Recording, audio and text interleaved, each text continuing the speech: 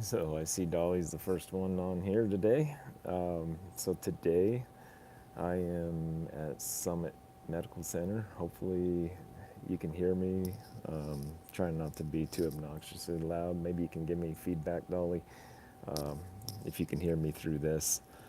Um, so what's my view? We're in Sholo at Summit. This is the waiting room where I'm at right now. And they just took Terry back for a quick procedure, outpatient. She'll be okay. Really, she didn't want me to discuss. She's not as open as I am, so um, that's okay. So here's, like I said, that's where we're at. We're at Summit. It's about 50 some degrees out today. We're looking at snow coming here pretty soon. All the way pretty much from today till Saturday, it looks like we're getting some kind of chance of snow, which is good. It's about 4 feet less than what we need, but it's snow, so we'll take it. Um, so, what's all going on today? Well, once Terry gets done with her procedure, good morning, Mike. Yeah, so once Terry gets done with her procedure, we'll be going home right away, and it's my turn to take care of her. Uh, she takes care of me all the time, and it's just my turn. So she'll be down for probably a week or so. Um, Nothing major, just something she wanted to get taken care of before I got incapacitated. Well, if we want to call it incapacitated, I'm not gonna. Um, Basically, as I get a little weaker, she wanted to get it done before then, just in case she has to take care of me extra. Um, it's just one of the things that she deals with pain. She's trying to knock down some of the pain items one at a time. She can take care of one or two of them and only have four or five different pain situations. She feels that she'll be a lot better. So that's what that's all about. Um, yeah, I probably have about half an hour before she gets out of surgery. They they they've they think it's going to take about an hour, maybe just a little bit longer.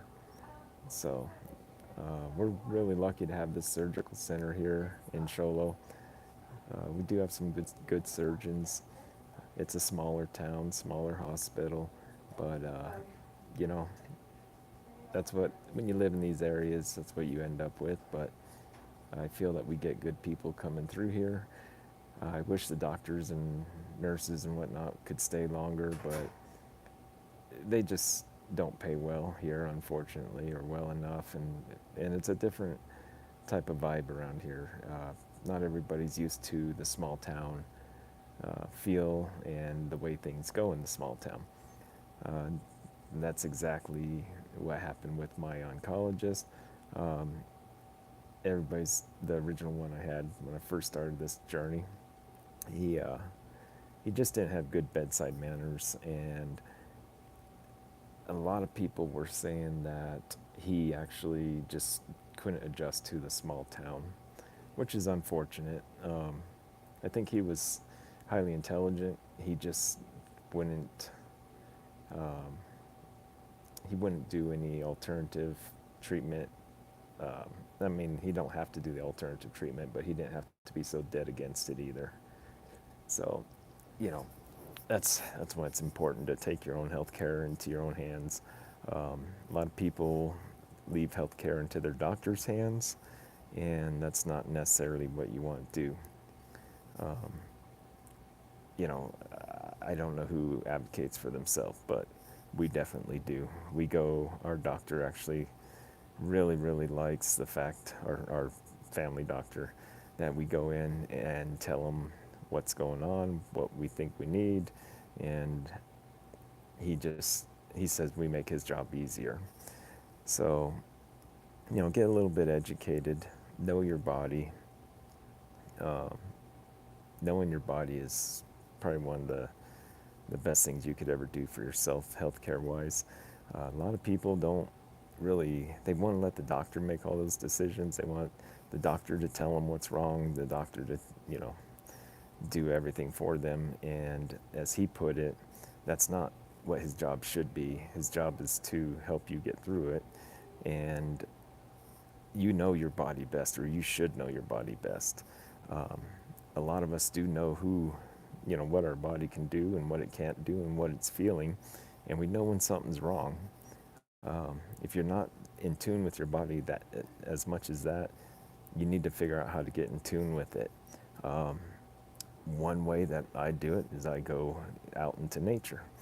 Uh, you know, when it's just you and nature and no other distractions, you you're gonna, number one, you're gonna feel better, but number two, you're also gonna be able to get in tune with your body and feel what's going on.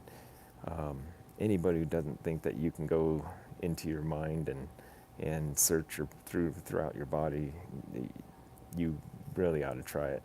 Um, Maybe it's part of the opening that third eye, and if you need something for that, I mean, so be it. But some people can open their third eye without anything, um, you know. But it's really, if you ever do get to open your third eye, it's amazing what you can do, what you can see.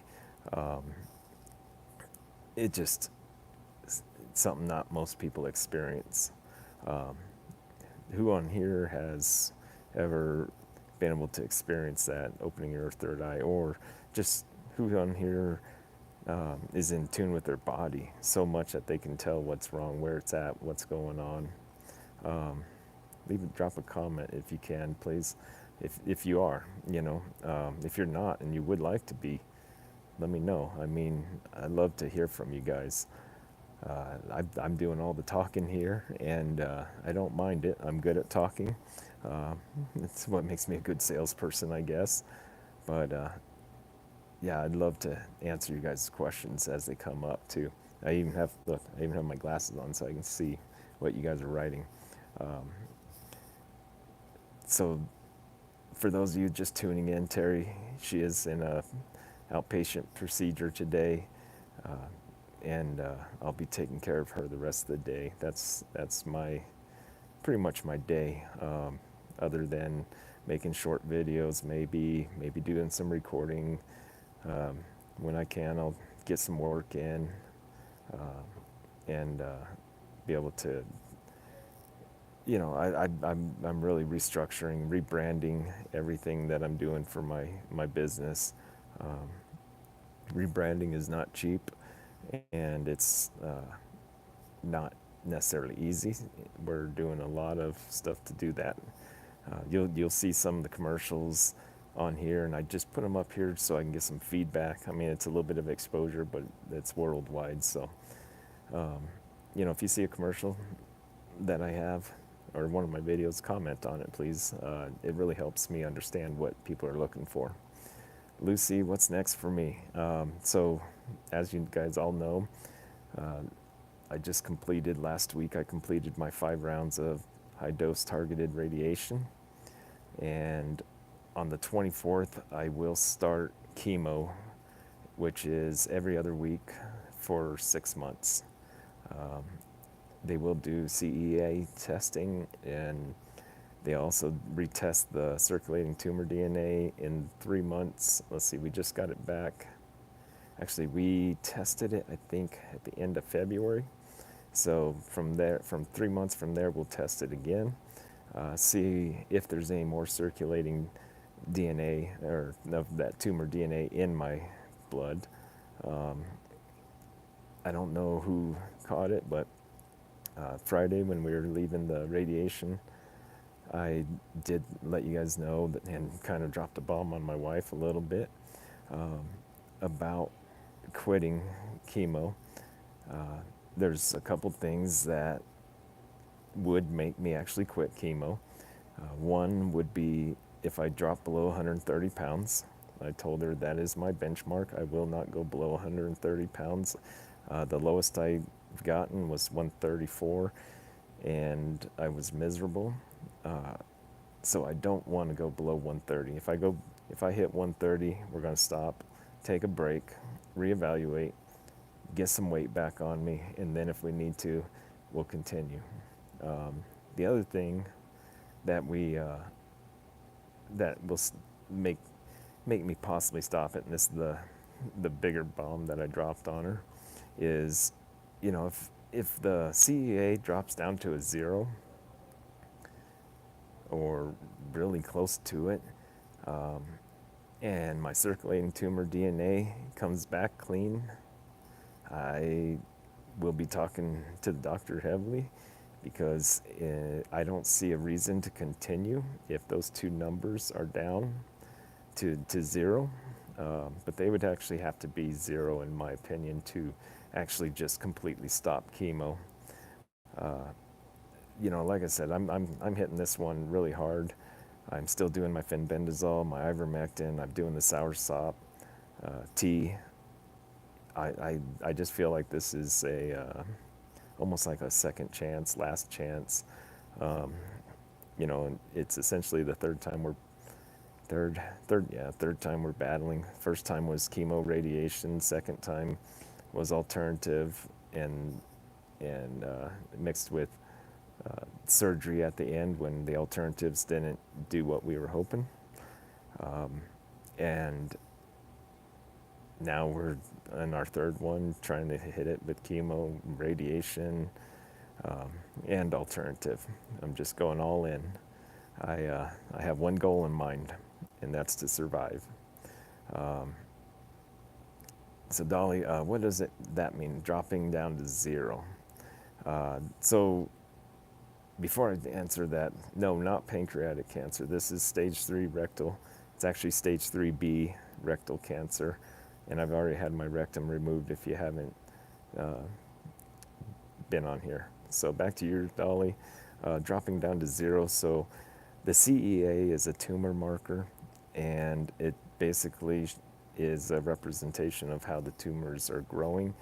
With mine having it be that it was increasing, that definitely meant the tumors were trying to grow.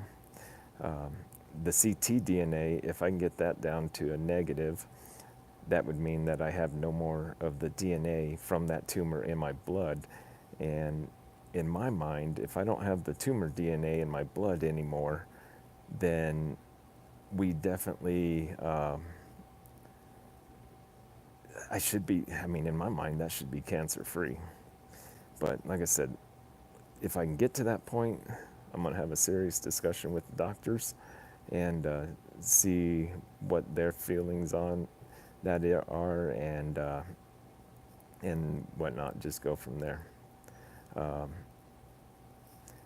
so that's kind of the plan on, the only way I'd quit the um, chemo. So the other one, medically, I'd have to quit it. Also, if my liver enzymes are elevated, and that's one of the things I do have to watch. That's why I do some green teas. Uh, the green teas help clear out your liver. Um, Between chemo and fenbendazole and ivermectin, there is high probability for the liver enzymes to have to go elevated, and that's what I got to watch for. The side effect and how am I handling it? What are you talking about? The side effect of the radiation? If you're talking about the radiation side effects right now, um, so this time and last time are substantially different from what I'm experiencing. Last time, when I originally did radiation, it was a broad radiation around all the tumor, and that gave me 5 weeks of constant diarrhea, not just a little bit of diarrhea, but like the worst kind you could ever get, and it almost hospitalized me. This time, I don't have diarrhea from it, and I had 1 day of mild cramping, and other than that, maybe I'm a little bit tired, but I don't really know that I'm feeling any side effects of the radiation this go round. Now, this was different because it was a targeted high dose radiation where they actually tried to hit just the cancer cells, not the entire broad area. So that really should make it to where I don't have as many side effects. But one of the side effects that the oncologist, the radiation oncologist, was concerned about was going to be diarrhea because they're going to be shooting down towards my rectum, and of course I don't have a rectum, so maybe that's why I'm not having those side effects. But the fact is there is still a loop down there of the colon, and she said that too could be affected by it. But I think I'm doing okay as far as that goes. I don't think I feel any burns, so that's good as well. Just other than just my normal discomfort from the original surgery. It's not always easy sitting on my bottom. Sometimes it feels like I'm sitting on a roll of socks, like you put it in the crease there, the crack there, and sit on it. That's what it would feel like. It does get sore a little bit there because of that. The skin is tight, so with taut skin, anytime you stretch it, it does tend to hurt a little bit as well. And the other thing, like the tailbone, is a little bit, little sore. But the hiking, I'm trying to. I told you once before, if you saw one of my videos about a blind, sitting in a blind for 13 hours, I told y'all I have no acetol. That's the symptom I have, or the condition I have.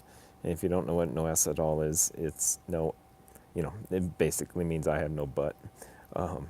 So that could be why my tailbone hurts. I think it also has to do with the fact that I was sitting in bed for those 6 weeks off and on when I wasn't standing or walking around after surgery. As far as blood in my stool, so currently, no.